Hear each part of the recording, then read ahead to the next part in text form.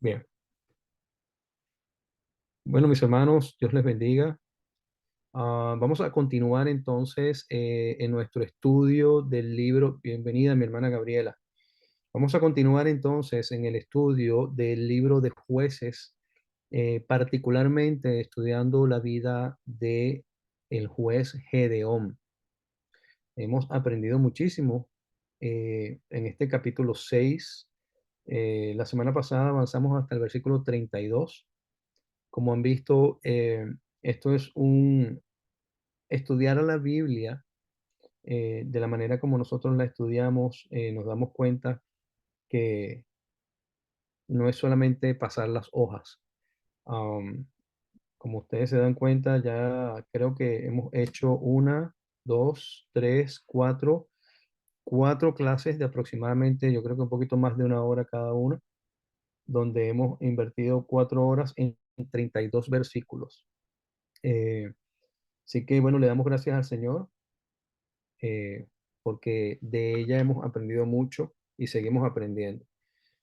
Ok, vamos entonces a continuar en el versículo 33 del libro de Jueces, capítulo 6. Seguimos estudiando la vida de Gedeón, este gran hombre del Señor, el cual el Señor usó grandemente para liberar su pueblo de la opresión de los madianitas y los amalecitas. Ah, Gedeón es un hombre que, como hemos estudiado, eh, es un hombre que viene de ser una persona común, como él mismo se describe, era un hombre pobre, era el más pequeño de su familia, o sea que este hombre eh, no tenía como que mucho para ofrecer según el contexto, ¿no? Y la cultura de aquella época.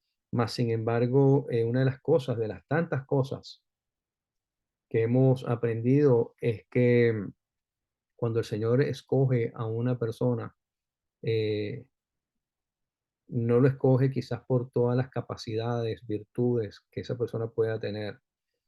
El Señor escoge a quien Él quiere para que se cumpla su propósito.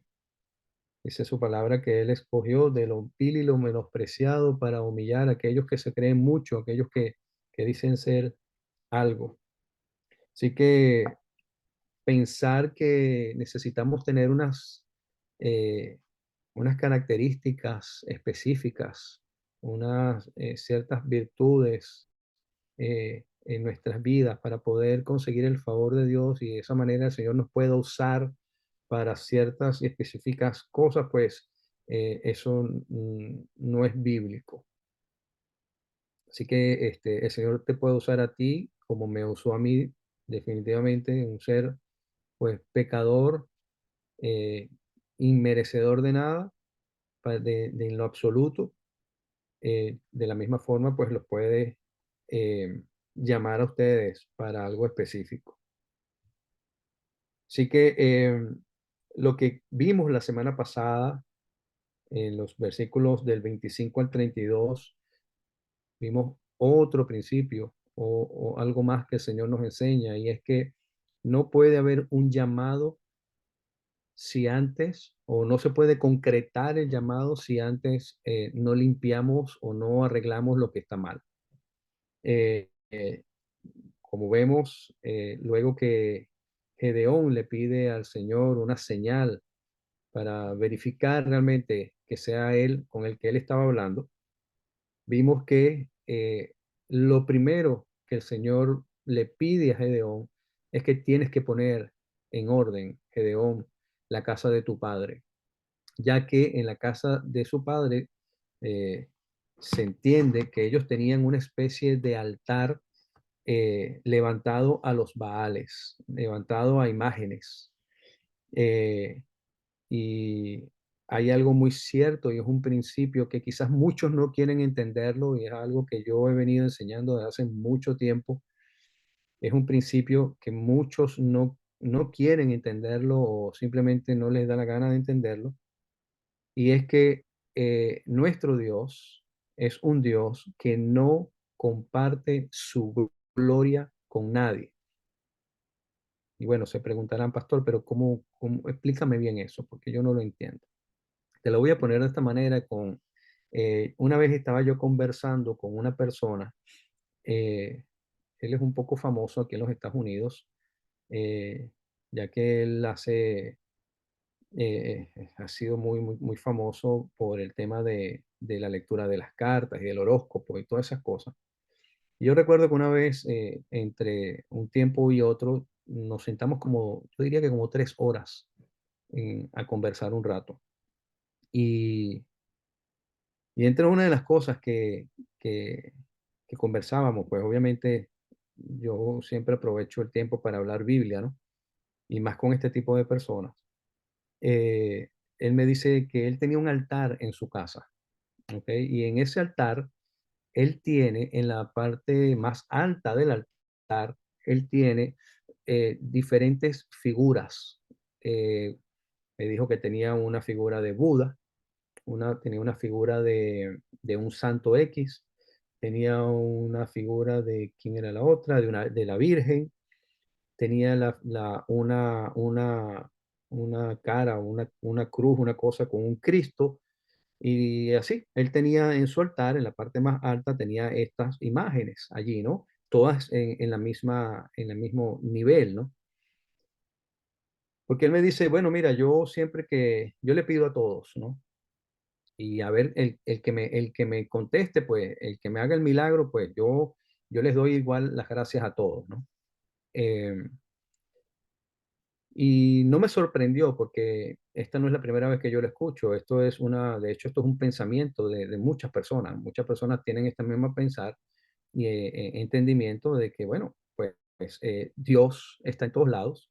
Eso de Dios está en todos lados, eso es algo que se llama panteísmo, ¿no? El pensar que Dios está en todos lados, aunque Dios está en todos lados, obviamente, pero pensar que una mata es Dios o todos tú y yo somos unos dioses, una roca es un dios, o eso es panteísmo. Eh, Esta persona me decía que, bueno, pues él le daba las gracias, ¿no? A todo ello. Y yo recuerdo que en ese momento le dije: "Okey, bueno, mira, pero yo te voy a hacer una pregunta. A ver, tú me dices que tú tienes a todos estos, muñequitos puestos en una mismo nivel. Ahora yo te voy a exaltar uno específicamente de lo que tú me nombraste, Jesucristo", ¿no? Le digo yo a él. Yo les estoy explicando a ustedes es entender qué es lo que dice que el Señor no comparte su gloria con nadie. Y le pregunto, Jesucristo, ¿para ti quién es Jesucristo? Y me dice, bueno, Jesucristo es el Hijo de Dios. Y yo le digo, ok, eso está bien, Jesucristo es el Hijo de Dios, pero ¿qué más? ¿Qué más dice la Biblia de quién es Jesucristo? Bueno, que es el Hijo de Dios, que Él vino a morir en una cruz por toda la humanidad y a perdonar a toda la humanidad. Eso es otra creencia que la gente tiene, lo cual es completamente incierto y mentira. Eso es algo que pues la Iglesia Católica se ha encargado de enseñar, de que Jesucristo murió para salvar a toda la humanidad, ¿no? Eso no nos enseña la Biblia nos enseña que Jesucristo murió por todos aquellos, ¿ok? Jesucristo murió por todos aquellos que lo acepten como su Dios, como su único y verdadero Salvador, ¿ok? Jesucristo murió para que todo aquel que en Él crea no se pierda, más tenga vida eterna, ¿ok? Así que esa tal cosa como que Jesucristo murió para salvar a toda la humanidad, pues entonces, si es así, pues bebamos y comamos, que el mundo se va a acabar, y igual nos vamos a morir y nos vamos a ir al cielo, porque ya Jesucristo hizo todo y pues yo no tengo que hacer más nada. Em, entonces, le digo, la Biblia a mí me enseña a esta persona, le digo, la Biblia a mí me enseña que Jesucristo es Dios, es 100% hombre y 100% Dios. Es la segunda persona de la Trinidad que conforman a Dios. Dios está conformado, ¿ok? En tres personas en uno mismo. que es el Dios Padre, Dios Hijo y Dios Espíritu Santo. ¿Ok? Los tres están propiamente ligados en uno solo. O sea, no es que están desligados, no, todos los tres están ligados en uno solo, lo cual conforman a Dios.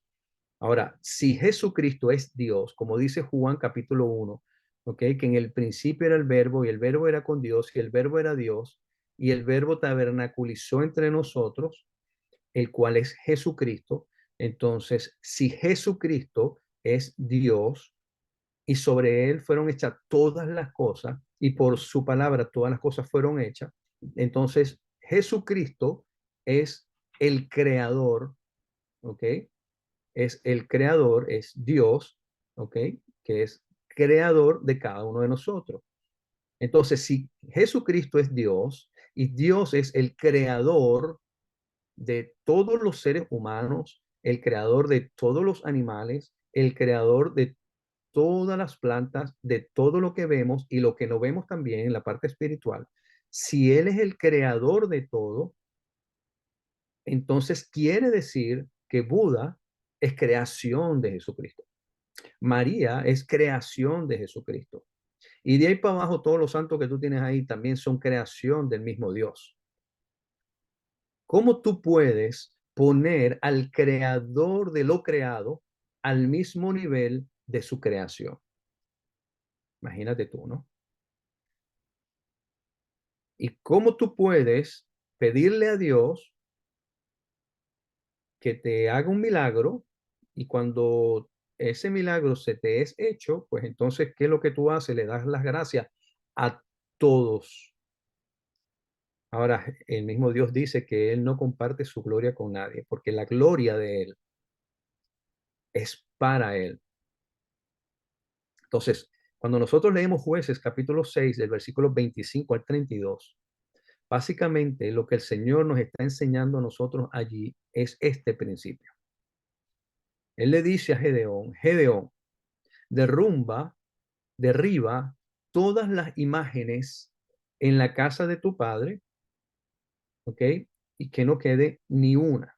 Y de paso tienes que hacer un holocausto, tienes que hacer un sacrificio, y eso lo vimos la semana pasada. Él dice, tienes que derribar todos esos ídolos, ¿ok? Y para que, bueno, si el Señor te va a dar a ti la batalla, la victoria, perdón, si el Señor te va a dar a ti la victoria, pues la victoria se la tiene que llevar el Señor. Porque el pueblo de Israel, como ya lo hemos estudiado las últimas 4 semanas, 5 semanas, nos hemos dado cuenta que el pueblo de Israel es supremamente idólatra, muy idólatra. Esa idolatría egipcia todavía no se le despegaba del ADN. Todo eso que sus antepasados aprendieron en Egipto, eso todavía seguían ellos teniéndolo en lo más profundo. Y eso lo seguimos viendo nosotros hasta el día a día. Muchos cristianos todavía siguen manteniendo tradiciones, culturas de sus antepasados. Entonces, vemos que el pueblo de Israel era tan idólatra y el Señor le dice, es que si yo te doy la victoria, Gedeón, el pueblo va a terminar dándole las gracias, como la historia que le conté ahorita, a todos, ¿no? A Baal, a Astarot, a Astarte y a cada uno de esos dioses que ellos tenían allí y no al Dios real y verdadero. ¿Sí se está entendiendo lo que yo estoy explicando? Entonces, una de las cosas, gracias Jonathan por la respuesta, es una de las cosas que el Señor necesitaba hacer era derribar todas estas creencias idólatras del pueblo de Israel. Y es lo mismo, lo expliqué la semana pasada contigo y conmigo. Una de las primeras cosas que el Señor a ti y a mí nos necesita limpiar antes de efectuar cualquier llamado, ¿ok? Si tú estás orándole al Señor para que el Señor te use grandemente en un ministerio, en algo específico, que tú sientes que tú tienes un potencial, que tú puedes servirle al Señor, Pues hasta que el Señor nos limpie y saque de ti y erradique de ti, de lo más profundo de tu ser, de esas creencias, de esas enseñanzas que tú recibiste antes, para que tú te alinees perfectamente y concretamente en su palabra, pues ese llamado todavía no va a comenzar a funcionar. Porque al final lo que vas a terminar haciendo es un desastre, como hoy por hoy vemos que ocurren en muchas iglesias, que hay personas que reciben un llamado que no es su llamado, todavía no están completamente preparadas para efectuar ese llamado, y entonces, ¿qué es lo que hacen? Pues comienzan a confundirse, no solamente ellos, sino a todos los que le ponen por el medio. Entonces, para tú poder desempeñar, desarrollar bien ese llamado, tú tienes que limpiarte de tantas creencias y de tanta idolatría que todavía tienes en tu ser, en tu sistema, para que tú puedas entonces eh, eh, efectuar ese llamado y que el Señor sea el que se lleve la gloria y la honra en todo momento y no esas creencias o esas cosas. Entonces, eso es lo que hace el Señor con Gedeón. Y vamos a leer del versículo 33 al versículo 40. Dice la palabra del Señor en Jueces capítulo 6, versículo 33 al 40. Dice, pero todos los madianitas y amalecitas y los del oriente se juntaron a una y pasando acamparon en el valle de Jezreel. Entonces el espíritu de Jehová vino sobre Gedeón, y cuando éste tocó el cuerno, los abieseritas se reunieron con él y envió mensajeros por todo Manasés, y ellos también se juntaron con él. Asimismo envió mensajeros a Aser y a Zabulón y a Neftalí, los cuales salieron a encontrarles. Y Gedeón dijo a Dios, si has de salvar a Israel por mi mano, como has dicho, he aquí que yo pondré un vellón de lana en la era. Y si el rocío estuviera en el vellón solamente, quedando seca toda la otra tierra, entonces entenderé que salvarás a Israel por mi mano, como lo has dicho. Y aconteció así, pues cuando se levantó de mañana, exprimió el vellón y sacó de él el rocío, un tazón lleno de agua. Mas Gedeón dijo a Dios, no se encienda tu ira contra mí. Si aún hablare esta vez, solamente probaré ahora otra vez con el vellón. Te ruego que solamente el vellón quede seco y el rocío sobre la tierra. Y aquella noche lo hizo Dios así. Solo el vellón quedó seco y en toda la tierra hubo rocío. Vemos eh, claramente, vemos aquí claramente, ¿verdad? Que Gedeón está demandando una confirmación del Señor de algo que ya el Señor le había dicho. Pero vamos a comenzar desde el versículo 33. Una vez que ya Gedeón cumple con su primera prueba, que era acabar con todos los ídolos de la casa de su padre, lo segundo era ya entonces manos a la obra. Pero en el versículo 23 dice, los madianitas y amalecitas y los del oriente se juntaron a una y pasando acamparon en el valle de Jezreel. Es interesante que estos pueblos andaban juntos, como dice aquí, estaban juntos a una. Posiblemente este pueblo se juntó para venir a hacer lo que ellos tenían que hacer. Ellos le hacían constantemente con el pueblo de Israel, y era venir y tomar todo lo que ellos habían trabajado. Eh, Quizás era el tiempo, ellos venían, iban, tomaban todo lo del pueblo de Israel, los dejaban casi que secos, y al rato pasaba el tiempo y luego volvían y regresaban.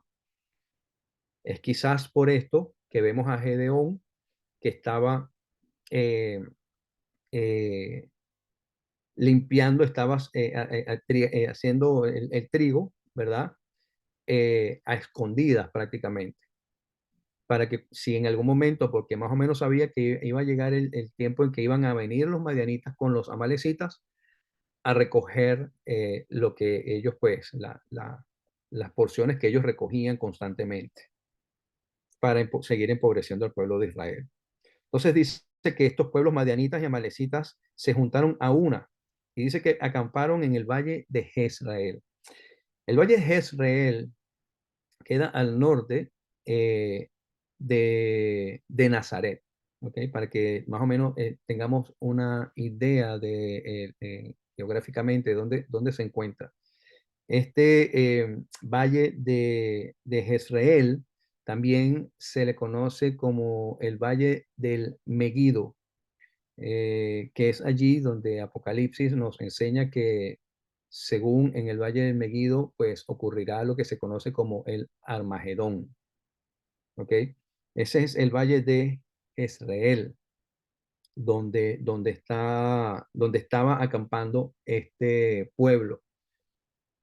Si ustedes lo conocen, eh, si ustedes para que geográficamente más o menos se ubiquen, este mismo valle de Jezreel, pues es el valle de el Megido. También se le conoce como el valle de Esdrelón. Ese es el otro nombre con el cual también se le conoce. Y pues la palabra de Jezreel realmente lo que significa es siembra o sembrar, ¿no? Entonces, en ese valle de Jezreel eh, se conoce obviamente como ya le dije, pues con el nombre de sembrar. Posiblemente allí era donde ellos recogían, los madianitas y los amalecitas eran donde recogían pues todo lo que el pueblo de Israel trabajaba. Así que dice que una vez ellos estando allí en el valle de Jezreel, ¿ok? Eh, o el valle de Megido, o el valle también de Estrelón, dice que en ese momento, el versículo 34, el Espíritu del Señor viene sobre Gedeón. Es interesante porque aquí vemos nosotros nuevamente una prueba de que el Espíritu Santo del Señor venía en el Antiguo Testamento, antes del Pentecostés, venía solamente sobre personas específicas a la cual el Señor se los entregaba. ¿Ok? El Espíritu Santo, el Espíritu de Dios, el Espíritu del Señor, no descendía sobre cualquiera. El Espíritu Santo del Señor descendía específicamente sobre esa persona a la cual el Señor lo iba a ungir con su espíritu.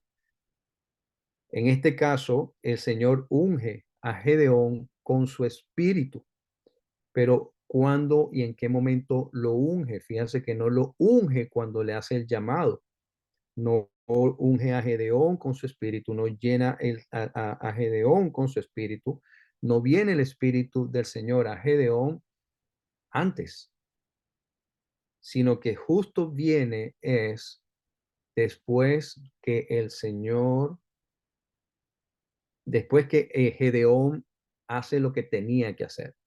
Como vimos en los versículos anteriores, era una prueba para Gedeón. Gedeón estaba siendo probado.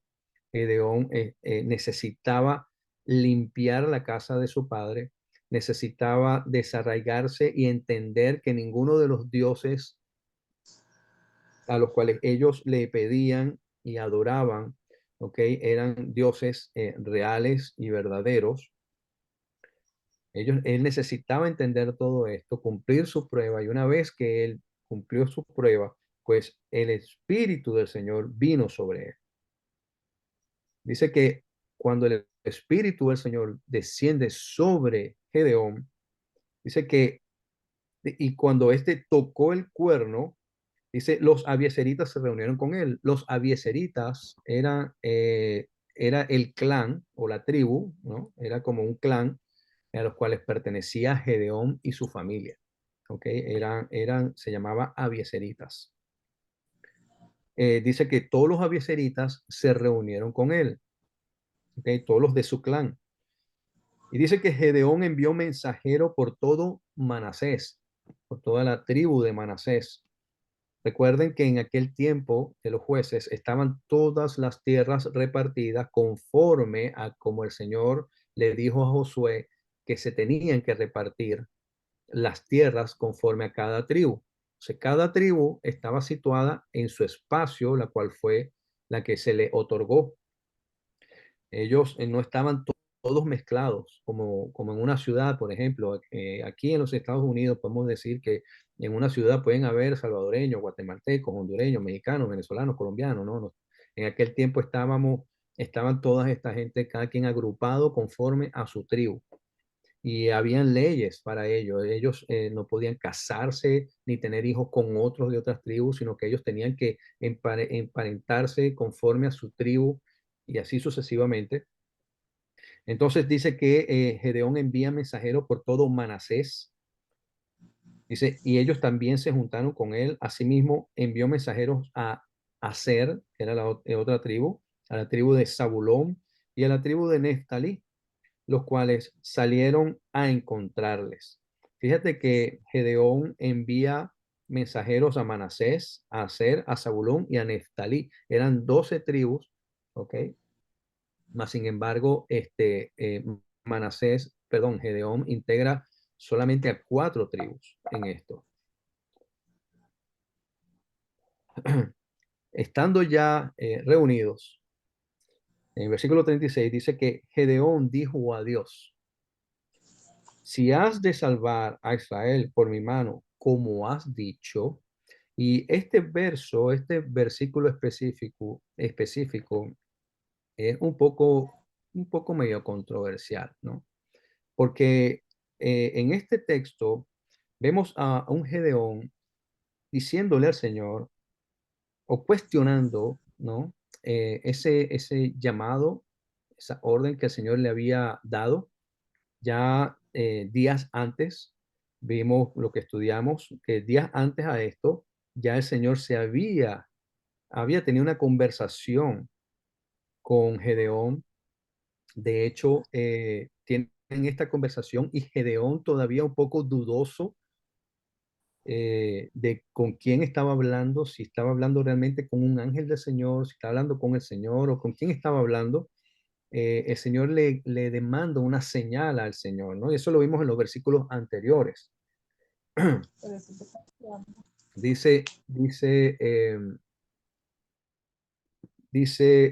y eso está en los versículos del versículo 7 del capítulo 6 en adelante, que es cuando el Señor le dice que Él va a liberar a su pueblo, ¿ok? De la mano de Gedeón. Pero ahora, días después que ocurre esta conversación, este encuentro con Gedeón y el ángel, y el ángel de Jehová, vemos a un Gedeón que como que ahora como que cuestiona un poco, ¿no? Como que le dice, si has de salvar a Israel por mi mano, como has dicho, entonces yo necesito, o sea, si es verdad que tú lo vas a hacer como tú me dijiste que lo ibas a hacer, entonces yo necesito que tú me lo pruebes, ¿no? Todavía hay a ver, ¿por qué digo que aquí hay opiniones un poco divididas? Um, Te vas a encontrar, si tú pues revisas varios estudios, te vas a encontrar con opiniones divididas en cuanto a esto. Um, Hay quienes dicen que, bueno, Gedeón entiende el grado de responsabilidad que el Señor está poniendo en sus manos y él necesita estar seguro de que realmente lo que va a hacer no viene de parte de él, sino que realmente viene de parte del Señor. ¿Ok? Viéndolo de este punto de vista, es entendible, ¿ok? De entender de que, bueno, imagínate, cuando tú recibes un llamado, yo pues por ahí anda don Martín Almonetti, y mis hermanos Edward y mi hermano Rafael también anda por ahí anda mi hermano Sebastián también, ¿verdad?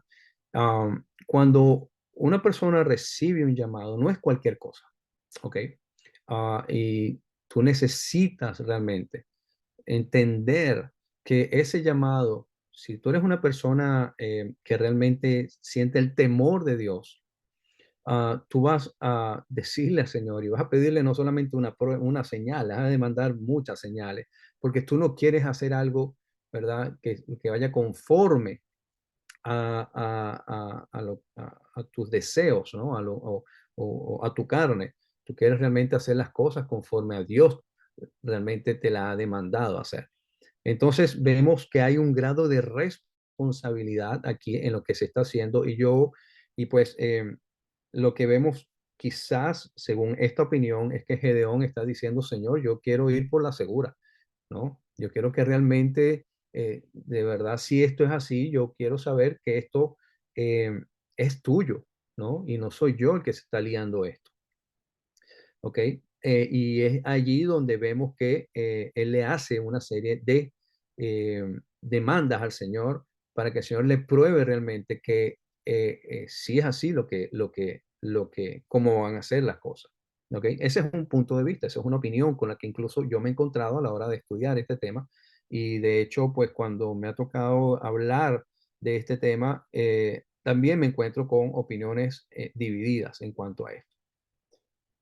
En la otra opinión que también te vas a encontrar es que Gedeón era una persona que tenía muy poca fe, ¿ok? Y al Gedeón tener muy poca fe, entonces él está demandando al Señor una señal, ¿ok? Para estar seguro de que realmente es el Señor el que lo está haciendo. A ver, mis hermanos, yo quiero pensar y yo quiero, según lo que yo siento al estudiar esto, conforme a los hechos que aquí me dice, porque por ejemplo, cuando el Señor el Señor mira el corazón de Gedeón desde un primer momento, ¿ok? Yo me inclino a la opinión número uno y les voy a decir mis por qué. Yo me inclino a la posición número uno. No es tanto falta de fe, eh, si no el Señor no lo hubiese llamado. Yo creo que lo que hay allí es un grado de responsabilidad y de un grado de temor del Señor. Y les voy a dar mis argumentos. Número uno, dice que el Señor escoge a Gedeón de tantos miles, ¿ok? De hombres para escoger en el pueblo de Israel en ese momento, el Señor escoge a Gedeón. Y no porque Gedeón era el más bonito, el más fuerte, el más rico, el más sabio, no, todo lo contrario, escoge a un hombre común y corriente, dice que era pobre y que era el último de la casa de su padre, ¿ok? Y de paso lo escoge trabajando, ¿ok? Número dos, cuando el Señor se le presenta a Gedeón, le dice, varón esforzado y valiente, ¿ok? O sea, este hombre, aunque Gedeón mismo se expresa de él mismo diciendo, ¿y qué puedo yo ofrecer si yo soy un hombre pobre? Yo soy el último de la casa de mi padre. Yo soy un don nadie prácticamente. ¿Qué puedo yo ofrecer a esto? ¿No? El Señor le dice, hombre, varón, esforzado y valiente. ¿Ok? Eh, Gedeón era un hombre que tenía un corazón que el Señor se lo vio, quizás a lo mejor tú y yo no se lo hubiésemos visto, pero el Señor definitivamente se lo vio y dijo, este es el hombre, este es el hombre. Número dos, Gedeón eh, tuvo tanto temor del Señor que él le demanda una señal y ya el Señor inmediatamente, ¿verdad? Le da la señal y fíjate que vemos en el versículo 22 que Gedeón le dice, Señor Jehová, que he visto al ángel de Jehová cara a cara, ¿ok? Cara a cara. O sea, que ya Gedeón había experimentado, ya él estaba claro de que él había ya tenido un encuentro directo con el Señor, ¿ok? Con el Señor. En el versículo 23, el Señor le dice a Gedeón, le contesta, paz a ti, no tengas temor, no morirás. Aunque el contexto de lo cual el Señor le está diciendo aquí a Gedeón era porque había tenido un encuentro, ¿ok? Pues ya Gedeón había experimentado ya de primera mano una conversación con el Señor, ¿verdad? Donde él ahora reconoce, y le dice, gracias Señor que no morí. Y el Señor mismo le dice, no tengas miedo, no vas a morir. ¿Ok? Luego el Señor le pone una prueba a Gedeón, la cual Gedeón pasa con 20 puntos.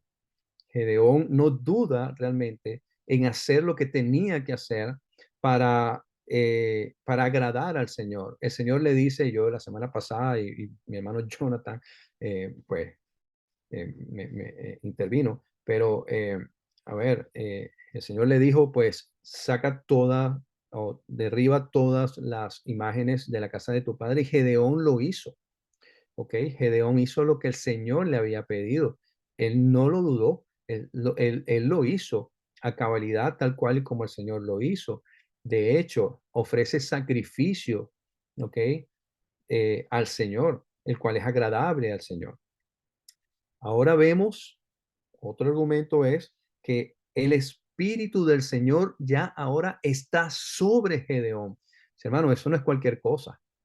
¿Ok? Antes, antes tú y yo, entendiendo lo que viene a ser el Espíritu Santo en nuestras vidas, ¿ok? ¿Qué es lo que hace el Espíritu Santo en nuestras vidas? Bueno, una de las tantas cosas, pero ¿qué es lo primero que hace el Espíritu Santo en nuestra vida? Dice que nos convence de todo pecado, ¿ok? No, el Espíritu Santo viene a morar en nosotros, ¿ok? Por lo tanto, ya cuando el Espíritu Santo viene a morar en nosotros, debe sobrevenir en nosotros un temor al Señor, ¿ok? Y ahora queremos hacer las cosas bien al Señor, queremos agradar al Señor y queremos hacer las cosas conforme al Señor nos demanda. Bien, ahora, Gedeón en este momento, conforme a mi opinión, no está expresando una falta de fe. Para mí, Gedeón en este momento está entendiendo el grado de responsabilidad que tiene, porque, a ver, no le está diciendo, mira, sal a pasear a los perros, ¿ok?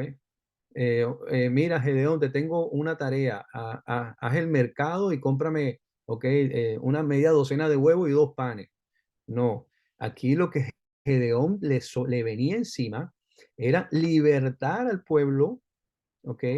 Libertar al pueblo de la opresión madianita y amalecita, que déjenme decirle algo, los madianitas y los amalecitas, como dicen por ahí en República Dominicana, no eran paja de coco, ¿ok? No eran algo suavecito. Los amalecitas y los madianitas eran tribus nómadas, pero eran sanguinarios, eran personas malas, ¿ok? Eran personas muy malas, eran personas, haz de cuenta, tipo ISIS, ¿ok? Esta gente no creía en nadie ni andaba con cuentos de nada. Eh, entonces, lo que le venía a Gedeón encima era de gran envergadura, no era un chiste, ¿ok? Entonces, yo lo que veo aquí es Gedeón diciéndole al Señor, Señor, si tú has de salvar a Israel por mi mano, como tú me has dicho, he aquí que yo pondré un vellón de lana en la era. Gedeón le dice, si lo vamos a hacer como tú me dijiste, Señor, como me dijiste que lo ibas a hacer yo, pues yo necesito que tú, de verdad, que eres tú y no soy yo el que se va a lanzarse estas cosas. ¿Ok? Yo quiero estar muy seguro, Señor, de que lo que realmente tú yo estoy haciendo viene de tu parte. El otro argumento que yo te digo es que luego de esto no vemos al Señor reprendiendo a Gedeón, no vemos al Señor diciendo al Gedeón, no, sino que más bien el Señor dándole todas las confirmaciones a Gedeón, tanto así que más adelante vamos a ver otra confirmación más que el Señor le da a Gedeón y no se la da de una mala manera, más bien le dice Gedeón, ve, no, ve, ve, ¿ok? Eh, y vemos que entonces Gedeón le pide una señal al Señor y le dice, Señor, yo voy a poner un vellón de lana en la era, ¿ok?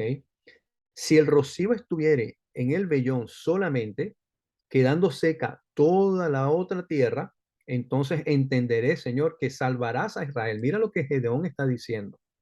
Entenderé que salvarás a Israel por mi mano. Gedeón en ningún momento está diciendo, yo no se está llevando el premio él ni la honra a él. Está diciendo, tú, Señor, está reconociendo que es el Señor el que va a salvar a Israel.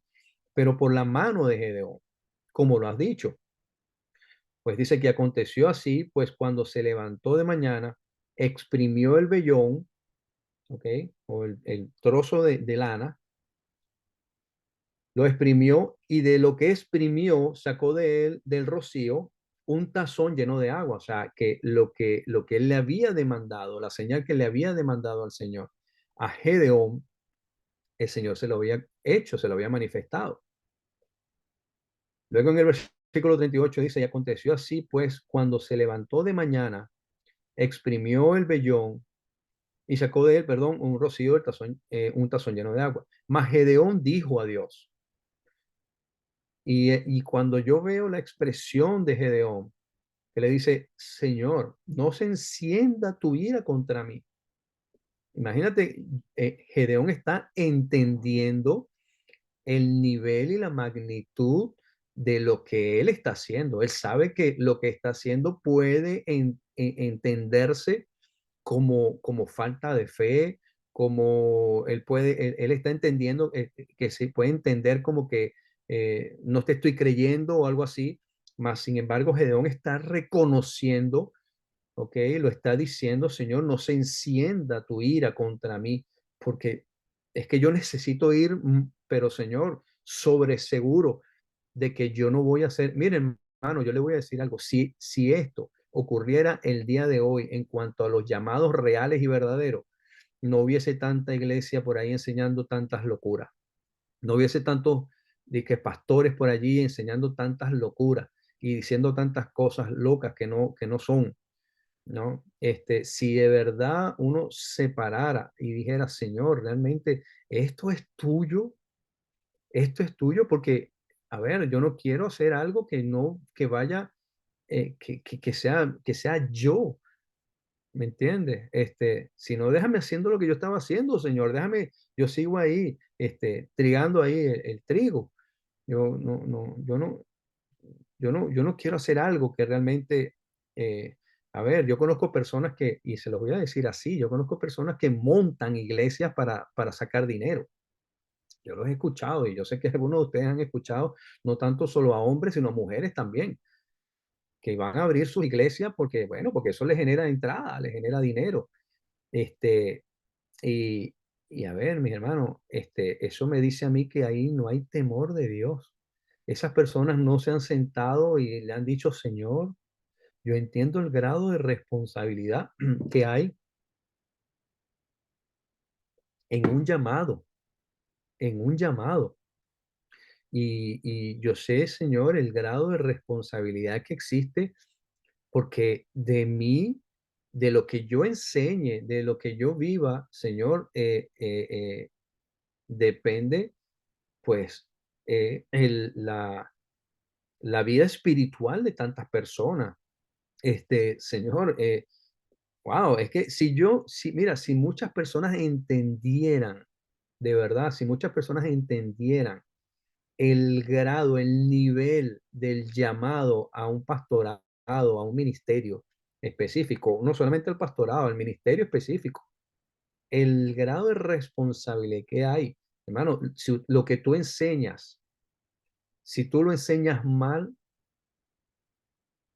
conforme bueno, no sé, a malas interpretaciones, qué sé yo, lo que tú quieras, si tú lo enseñas mal, pues déjame decirte algo, tú puedes hacer que una persona se pierda fácilmente, que ya no quiera más ir a la iglesia, que ya no quiera saber más nada de Dios, que ya no se pierda su alma. Y déjame decirte algo, eso es horrible. O sea, una persona que solamente por quererse ganar un dinero o ser famoso, o tener muchos seguidores, a raíz de eso, tú puedes hacer que personas, mira, terminen locas, qué sé yo.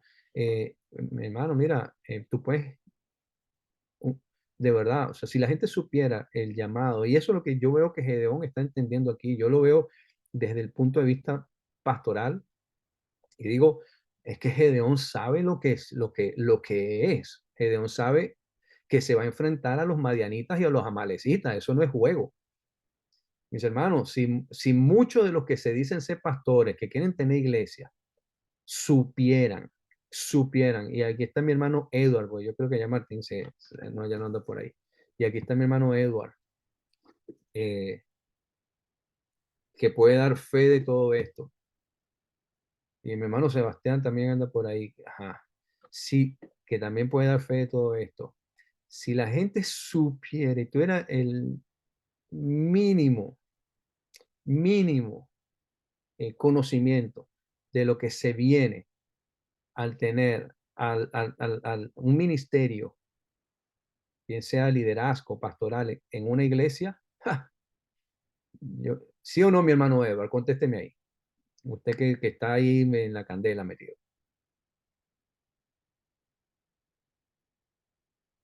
Mi hermano Edward está, o mi hermano Sebastián, hermano Seba, Amén, Dios le bendiga. ajá, Bueno, contésteme ahí. siempre, siempre Dios va a poner a pruebas a todo aquel que tiene un llamado. Nosotros como cristianos tenemos un llamado a la santidad porque somos separados para Cristo. Y ese llamado, como todos los llamados, tienen una responsabilidad en cuanto a las pruebas que uno pasa, porque son pruebas, en realidad son pruebas para nosotros mejorar y saber realmente en dónde estamos parados delante de Dios y a quién realmente le servimos. Y con respecto a lo de Gedeón, como cualquier persona, eh, puede ser que también la falta del conocimiento de realmente conocer a Dios, realmente cómo es el Dios, el poder de Dios sin límites, siempre por lo menos de mi punto de vista que yo veo a Gedeón, lo veo como cualquier persona que no, no conoce a Dios en toda su amplitud, en, en lo que, en lo que Dios representa como tal. Y por eso es que Gedeón trata de saber más con qué quién es este Dios que me está haciendo este llamado. Acuérdate que en ese tiempo la presencia de Dios no se manifestaba de una manera tan sobrenatural como fue en la salida de Egipto, sino Ujú, que Dios, por haber tanta maldad, Dios se había apartado y había dejado que ellos se perdieran en la idolatría y todo lo que hacían los padres y este pueblo de dura serviz que nunca quiso buscar de Dios. Y entonces por eso es que Dios humanamente trata de indagar, de tener una relación con Dios. Y tú vas a ver, por lo menos cuando yo leo, yo trato de meterme como si yo fuera el personaje y quiero saber más cómo tú eres y quiero saber que te manifieste, muéstrame, quiero saber qué es lo que vas a hacer, cómo lo vas a hacer. Y así ves mucha la inquietud de Gedeón. Por eso es que vemos un Gedeón muy motivado, muy ansioso de ver tanta injusticia, de ver tanto trabajo, tanto esfuerzo. Dios lo conocía a él perfectamente, pero él no conocía a Dios como nosotros lo conocemos ahora. Y por eso es que, este, eh, por eso es que vemos cómo cada personaje trata de tener una relación con Dios eh, desde un punto de vista humano. Y así nos pasa a nosotros cuando nosotros venimos a los caminos del Señor, tenemos ese hambre de conocer a Dios, estudiamos su palabra, queremos saber lo que hizo, lo que hace, lo que va a hacer, eh, y así muchas inquietudes que a uno le pasan. Amén. amén, gracias, gracias. Así mismo es, Sebastián, gracias por eso. Y ciertamente, y ahí tenemos otra enseñanza más también, ¿no? Ver Claro, que lo que mismo Sebastián nos estaba explicando, que muchas veces así mejor. la falta de conocer a Dios, ¿ok? Porque ciertamente, pues, el llamado de Gedeón, el Señor se lo hizo unos días antes, ¿no? Y habían pasado poquitos días, yo diría a lo sumo, desde que él tiene ese encuentro con el ángel hasta este momento, que él hace esto, habrán pasado a lo sumo una semana, ¿ok? Eh, entonces, imagínate, de repente, hace una semana yo era el hijo de nadie, era un pobre hombre, y ahora, una semana después, soy ahora el hombre, el designado para liberar al pueblo de Israel, y no solamente es para liderar al pueblo de Israel en la batalla contra los moabitas y los amalecitas, ¿no? Entonces, no, yo no veo una falta de fe en sí. Yo me apego más a lo que acaba de decir Sebastián. Me apego más a eso, a que todavía necesitaba, ¿no? Tener conocer al Señor, ¿no? Y eso nos pasa a todos en nuestras vidas. Eso nos pasa a todos en nuestras vidas. Nos pasa que, que, que por falta de conocer al Señor, eh, eh, mira, tenemos la palabra de Dios, tenemos la Biblia, tenemos su palabra, ya hoy por hoy, ya que, no es como Gedeón que, Señor, yo quiero saber realmente que eres tú. Hoy por hoy lo tenemos al alcance de nuestras manos, y muchas personas tienen sus Biblias al alcance de sus manos, pero no la usan, no la leen, no conocen. Y como bien dice Sebastián, si tú quieres conocer realmente a tu Dios, tú tienes que sumergirte en la profundidad de las Escrituras y hacerle preguntas. Y yo, Señor, yo quiero conocerte. Yo quiero saber cómo tú piensas, Señor. Yo quiero saber cómo tú hablas. Yo quiero saber cómo tú sientes. Yo quiero saber, Señor, qué es eso que a ti te gusta, qué te llena, Señor. Yo quiero saber qué es eso que a ti te molesta, yo quiero conocerlo. Y, y créeme que si tú te metes en la profundidad de la palabra, a estudiar su palabra todos los días, tú vas a llegar a conocer a tu Dios y no vas a tener que hacerle tantas preguntas como lo hacía Gedeón. Tú vas a conocer realmente lo que al Señor le gusta, lo que al Señor no le gusta. Tú vas a poder tomar decisiones de una manera correcta conforme a como el Señor te pide y te demanda a través de su palabra que lo hagas. Este, y, y, y esa es la manera más correcta hoy por hoy, no en aquel tiempo. Ahora, ¿está mal pedirle al Señor una señal? No, no está mal pedirle al Señor una señal, no está mal decirle, Señor, confírmame si realmente esto es tuyo, ¿no? Cuando a mí me espanto, y la palabra que utilizo es la correcta, yo me espanto cuando yo veo personas que me dicen, no, es que yo soy pastor y yo quiero montar una iglesia. Dios mío, Señor, tú no sabes, eso ni siquiera son las palabras correctas para expresarse en cuanto a una iglesia. Tú no montas una iglesia no se monta, mi hermano. Tú montas un bar, tú montas un restaurante, tú montas una farmacia, pero tú no montas una iglesia por el amor a Jesucristo.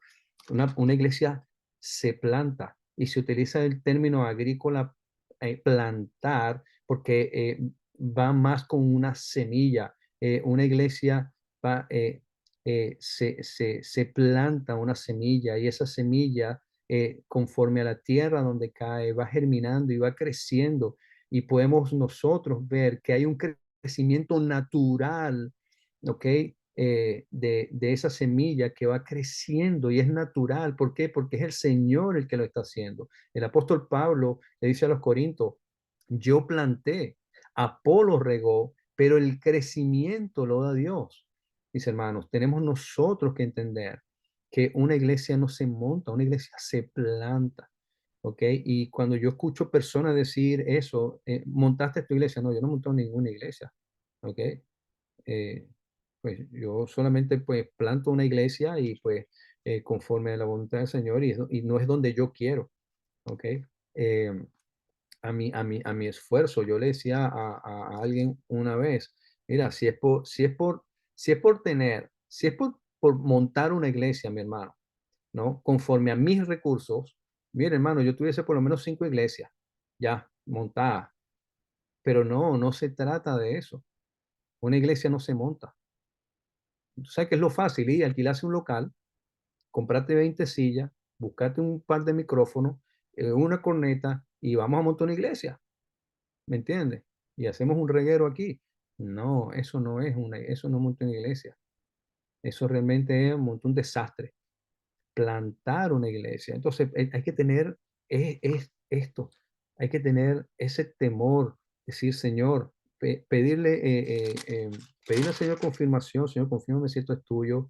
Padre, muéstrame, Señor, conforme a tu palabra, Señor, lo que tú me enseñas a través de ella, si esto que yo voy a hacer es correcto, Señor, si esto me va a dar paz, si esto no me va a quitar mi paz, ¿ok? Si esto me va Señor, muéstrame, enséñame, Señor, ¿no? Y no está mal pedirle al Señor confirmación, que te dé una señal, yo por lo general le digo, Señor, si esto no es tuyo, quítamelo, Señor, que esto se disuelva, se diluya como el agua, Señor, yo quítalo de mi mente, sácalo, Señor, si esto no es tuyo, si esto es tuyo, mi Dios amado, tú abrirás las puertas de la manera correcta, Señor, tú dices en tu palabra, mi Dios, que tú pondrás pensamientos de bien y no de mal, Señor. Eh, a ver, tanto que aprender, ¿no? Para nosotros entender cuando algo viene de Dios y cuando algo no viene de Dios. Mi hermano Edward habló por ahí, ajá, mi hermano Edward. Pero no está mal demandar, pedirle al Señor una señal, pedirle una Señor confirmación, no está mal. No, yo pienso que, pastor, ¿cómo está? Buenas noches. No No, está yo mal. no pienso que esté mal, yo creo que está bien. Y Claro, dígame, en estos tiempos donde las personas se sugestionan, ¿me oyen? sí, sí, mi Se hermano. sugestionan y dicen esto viene de parte de Dios y las pruebas luego nos dicen que es todo lo contrario. Entonces hay que tener, yo creo que además el hecho de preguntarle es tener temor de a quién tú estás sirviendo, pues son muchas cosas pues que intervienen allí. Amén, amén. Mira, hubo un hombre que le pidió al Señor una señal, ¿no? Y eso, Abraham envía a Eliezer, su siervo, a que busque una mujer para su hijo Isaac, ¿no? Y Abraham le dice a Eliezer, le dice que vaya a donde su familia y de ella busque a una mujer para su hijo Isaac. En Génesis capítulo 24 vemos que Eliezer, ¿ok? Eliezer le pide al Señor que le, que le dé una señal de quién iba a ser esta mujer, ¿no? Él no quería, en su temor, él no quería escoger a la incorrecta. Él no quería, en su carne, en su propio consejo, a escoger a la que no era, ¿no? Y este hombre hace lo correcto, hace lo que cualquier hombre de Dios hace o debería de hacer antes de hacer algo, ¿no? Es ir a los pies del Señor y decirle, Señor, yo quiero saber si esto es tuyo, Señor. Yo quiero saber si realmente mi Dios es lo correcto, mi Dios bendito, ¿no? Y fíjate lo que dice Eliezer. Le dice, Génesis capítulo 24, versículo 9, dice, entonces el criado puso su mano debajo del muslo de Abraham, su señor, y le juró sobre este negocio. Y el criado tomó 10 camellos de los camellos de su señor y se fue, tomando toda clase de regalos escogidos de su señor, y puesto en camino, llegó a Mesopotamia, a la ciudad de Nacor, e hizo arrodillar los camellos fuera de la ciudad junto con el pozo del agua a la hora de la tarde, la hora en que salen las doncellas por agua. Y dijo, mira lo que dice, y dijo, oh Jehová, oh Señor, Dios de mi Señor Abraham, dame, dame, te ruego el tener hoy buen encuentro y haz misericordia con mi Señor Abraham. He aquí yo estoy junto a la fuente de agua y las hijas de los varones de esta ciudad salen por agua. Sea pues que la doncella a quien yo dijere, baja tu cántaro, te ruego, para que yo beba. Y ella respondiere, bebe, y también daré de beber a tus camellos, que sea esta la que tú has destinado para tu siervo Isaac. Y en esto conoceré que habrás hecho misericordia con mi Señor. Y dice, y aconteció que antes que él acabara de hablar, he aquí Rebeca, que había nacido de Betuel, hijo de Milca, mujer de Nacor, hermano de Abraham, la cual salió con su cántaro sobre su hombro. Y la doncella era de aspecto muy hermoso, virgen, a la que varón no había conocido, la cual descendió a la fuente y llenó su cántaro y se volvía. Entonces el criado corrió hacia ella y le dijo, te ruego que me des de beber un poco de agua de tu cántaro. Y ella respondió, bebe, señor mío. Y se dio prisa al bajar su cántaro sobre su manto, sobre su mano, y le dio de beber. Dice el versículo 21, el hombre estaba maravillado de ella, callando para saber si Jehová había prosperado su viaje o no. Así que este hombre, Eliezer, le rogó al Señor con todo su corazón de que realmente fuese la mujer correcta para el hijo de su siervo, de su señor. Y aquí que el Señor pues le mostró a la mujer correcta, una mujer amable, una mujer servidora, una mujer que, wow, a ver, los que puedan estudiar la vida de Rebeca, ¿no? Las mujeres, importantísimo, la vida de Rebeca es una vida de ejemplo, llena de ejemplo de cómo conducirse las mujeres, incluso dentro, en sus relaciones con los demás. Yo los exhorto a que estudien esta vida de Rebeca, una mujer llena de servicio, una mujer que no está mirando lo suyo, una mujer amable, y bueno, tantas cosas. Pero aquí vemos pues a un hombre que pidió una señal. Así que, mis hermanos, para ya resumir y terminar, vemos a un Gedeón hasta ahora, vemos a un Gedeón que, eh, como bien pues lo expresó nuestro hermano Sebastián correctamente, no, él todavía necesitaba seguir conociendo al Señor, ¿no? Aunque el Espíritu de Dios estaba sobre él, ¿ok?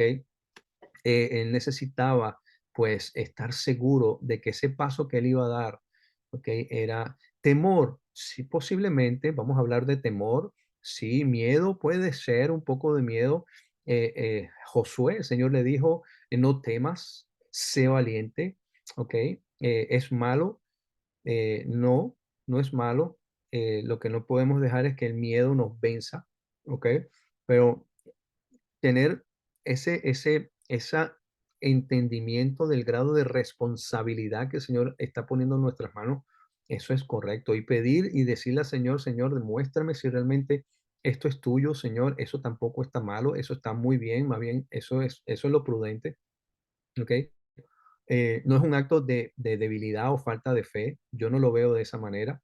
Yo lo que veo es que nosotros necesitamos conocer más del Señor, saber qué es lo que más le gusta al Señor, lo que no le gusta, lo que viene de Él, lo que no viene de Él. Amén. Entonces, bueno, hasta aquí dejamos el estudio. No sé si algún hermano quiera aportar algo, decir, dar su opinión en cuanto a este tema. Y ya con esto cerramos el capítulo 6 de Jueces. Mi Bueno, hermano, pastor, a veces a uno le da incertidumbre, sobre todo cuando uno está en el liderazgo, este, porque no es algo que sea tan fácil de llevar, pero bueno, a veces por lo menos yo pienso que, como dice la palabra, Dios al que llama lo capacita, entonces bueno, trato de reposar en esa palabra y entender de que bueno, que Dios irá haciendo poco a poco un cambio en uno, haciéndolo acto, aunque uno no tenga nada especial, pues. correcto. Estoy completamente de acuerdo, mi hermano, y es así, y tenemos que descansar en eso. El Señor a quien llama capacita, el Señor no nos deja solo, eh, y tenemos muchos ejemplos, incluyendo el de Gedeón, muchos ejemplos tenemos de grandes hombres como Moisés, por ejemplo, que tremendamente, yo creo que en la Biblia, bueno, aparte obviamente por el Señor, ¿no? Pero no hay otro hombre que haya sido tan grandemente usado como Moisés. Eh, Al principio de su ministerio también tuvo dudas, fue un inexperto, pues cometió ciertos errores, pues podemos decir, eh, pues, pero poco a poco, pues el Señor va capacitando, igual Abraham, igual todos. Hay alguien que está preguntando ahí, mi hermana Yarila.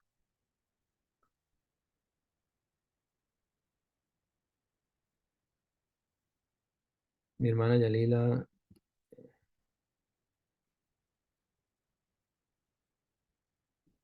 Déjame ver una cosa aquí. Es que no puedo ver el chat. A ver, ahora sí.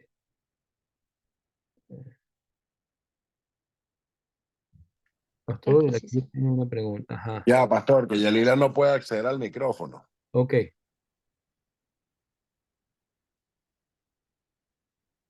Ok.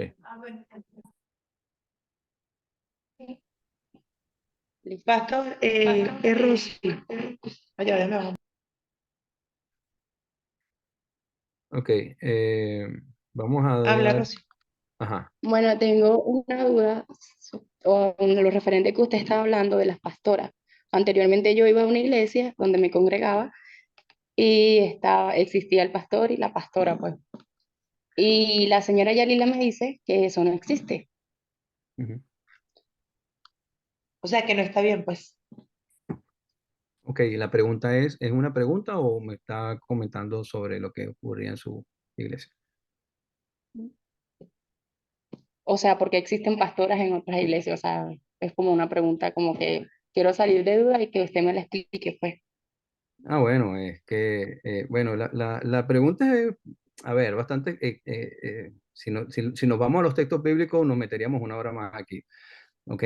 Um, pero bueno, para resumírtelo todo, no es bíblico, ¿ok? No es bíblico el pastorado femenino, eh, para nada bíblico. Eh, que hay mujeres que pueden asumir un rol de liderazgo en ciertos ministerios que podríamos decir que pueden semejarse a una especie de pastorado, puede ser, pero no existe tal cosa como una mujer pastora en la iglesia. Y me atrevo, pues obviamente, a decir lo que dije, porque la Biblia nos habla de ancianas, y las ancianas, ¿ok? Son esas mujeres que están enteramente preparadas para la buena obra y la enseñanza. Ellas pueden enseñar a las mujeres, ¿ok? Y pueden tener su grupo de mujeres, su ministerio de mujeres. Podríamos, si se quisiera más o menos decir, pues, vamos a ver, un rebaño de mujeres, la cual una mujer puede liderar, pero mantener o llegar a tener el pastorado general, principal dentro de una congregación, eso no existe y no es bíblico. Ah, que existe. Bueno, mi hermana, mira, yo le voy a decir algo. Eh, como existe eso, pues existe en cualquier cosa, ¿no? Yo hoy me puedo poner aquí, me hago, qué sé yo, no sé, yo mañana me puedo inscribir como senador con candidato a senador de un partido. Ahora, yo soy político, no, pero bueno, lo puedo hacer, ¿no? ¿Y quién me dice que no? ¿No? Al final del día yo puedo hacer lo que me dé la gana, yo me puedo postular a lo que yo me quiera postular, este, y no me importa si incluso vaya hasta en contra de las mismas leyes bíblicas o la misma Biblia, pero yo lo voy a hacer porque me nace. Y eso es bíblico, lo podemos nosotros entender en cuanto a principios hermenéuticos, en cuanto a lo que Eva hizo en el Edén, ¿ok? Quiso tomar el papel del hombre. Desde el Edén, la mujer siempre ha buscado eh, estar por encima del hombre o tomar el papel, la responsabilidad del hombre en muchos aspectos. Entonces, pues, que hay mujeres pastoras, bueno, sí, también hay muchas cosas bueno, que no deberían de existir, pero están. Que es bíblico? No es bíblico. No es bíblico. ¿Okay? Rebeca era pastora, pero de animales, de ovejas, ¿ok? No de hombres, no de mujeres, no de personas, no de una iglesia, no de una congregación. Ella era pastora de animales, ovejas, ¿ok? Para los que muchas veces dicen, no, bueno, pero Rebeca era pastora, ¿no? Sí, pastora, pero de animales, ¿ok? Animales.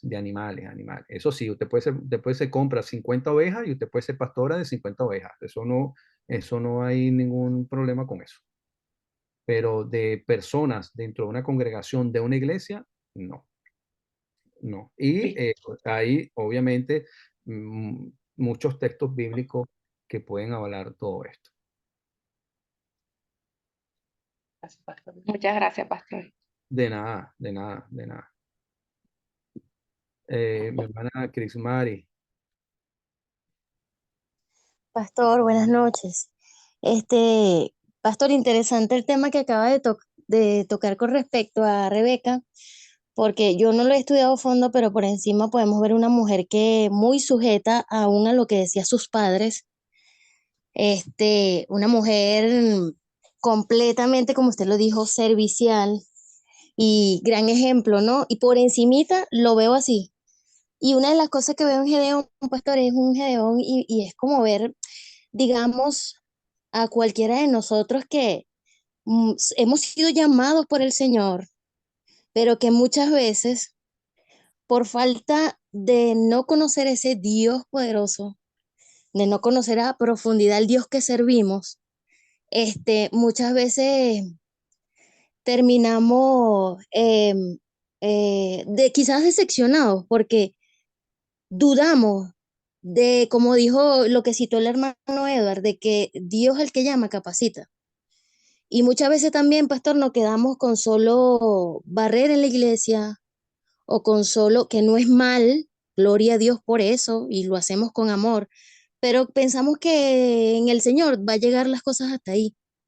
Vuelvo y repito, por lo mismo de no conocer al Dios que servimos. Y entonces, no, es que este hermano tal, wow, este hermano predica, este hermano habla y este hermano hace. Pero hermana, o hermano, si Dios tiene al Dios que servimos nos capacita, nos da dones, nos da talento. Todo está en conocer al Dios que le servimos. Definitivamente, pastor, los años se nos van y muchas veces es triste ver un hermano que se quedó solo calentando la silla. Y yo creo que eso es algo que debemos buscar en el Señor, como comentaba el hermano Sebastián. Señor, muéstrame quién eres tú, eh, para qué he sido, sí, todos hemos sido llamados a predicar, a evangelizar, a hablar las grandes maravillas que el Señor ha hecho por nosotros, pero wow, cuánto no podemos hacer, sobre todo nosotras las mujeres, ¿no? Que estamos de repente, y no solo las que estamos en casa, sino también cuando salimos a trabajar, pero tengo ejemplos de hermanas que, aunque sirven en la congregación, pues es impresionante, pero tan llena del Espíritu que cómo sirven a un vecino, a una vecina, cómo le meten la mano a alguien que lo necesite, y uno se queda maravillado y asombrado y dice, pero ¿en qué tiempo usted va y le lleva comida a un enfermo? ¿Y en qué tiempo usted va y atiende a su familia? ¿Y en qué tiempo? Y todo eso lo hace el Señor. Ujú. Así me lo ha hecho saber, por ejemplo, esa persona. No, mira, es que el Señor es el que me ayuda. Y yo me pongo a ver y el evangelio que llevamos ahorita somos pocas. Y me meto en el paquete que somos pocas las que podemos de repente, aún estando en nuestro hogar, sirviendo realmente al Dios que decimos que adoramos. Y porque de verdad, pastor, a veces también nos enfocamos en solo servir en la congregación, pero se supone que debemos adorar y alabar al Dios dentro y fuera de la congregación. Y cuando conocemos esta historia como Rebeca, pues adoramos a Dios en todo tiempo, en todo momento. Como pues también, como le acabo de decir, sirviendo a- al Señor con nuestros vecinos, con nuestros familiares, con nuestros amigos, aún con los familiares que no creen. Hay algo maravilloso, pastor, y es que, rapidito para terminar, definitivamente hemos sido llamados para bendecir a otros. Yo siento y considero y hay algo una palabra que me queda muy, muy, muy en mi mente, es que dice el Señor que debemos cuidar de las viudas, de los huérfanos y de visitar a los enfermos. Y yo creo que eso es muy hermoso hacerlo porque de esa manera servimos al Dios en el que hemos creído. Y bueno, eso es algo que poco a poco uno va aprendiendo cuando estudia la palabra del Señor. Pero de verdad que con esto aprendo mucho porque también aprendí, pastor, hay personas que dicen que el Espíritu Santo no estaba en el Antiguo Testamento, que solo Dios se mostraba y se revelaba a través de ángeles en específico, y aquí aprendí que sí, que el Espíritu Santo vino sobre, como usted lo dijo, sobre personas en específico, y me queda muy claro porque había escuchado de algunos hermanos que el Espíritu Santo no pisó la tierra, por decirlo así, nunca estuvo presente en el antiguo, sino solo en el nuevo cuando el Pentecostés. Y ya lo aprendí. Sí, qué bueno, mi hermana, qué bueno, gloria a Dios por eso. Pero mira, el que te diga eso, dile, ven acá, cuando Cristo estaba aquí caminando, ¿no? A ver, antes que Cristo naciera, eh, ¿era el Antiguo o el Nuevo Testamento? El Antiguo o el Nuevo Pacto. El nuevo pacto, ¿no?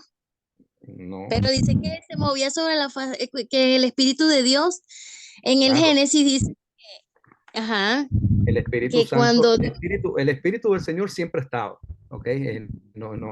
No se puede quitar el Espíritu del Señor sobre la tierra, no se puede. De hecho, siempre ha estado, ¿ok? amén. De hecho es hasta una creencia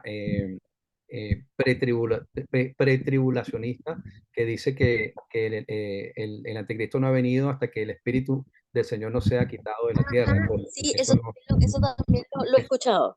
eso es una gran locura, eso no puede pasar, ¿no? Pero el espíritu del Señor siempre está ahora. Eh, desde qué momento comienza el Nuevo Testamento, por llamarlo de alguna manera, o el Nuevo Pacto o el Antiguo Pacto? ¿No? A, a raíz de la crucifixión, ¿verdad? Ahora, Ajá, amén. dice que cuando María había quedado encinta, ¿verdad?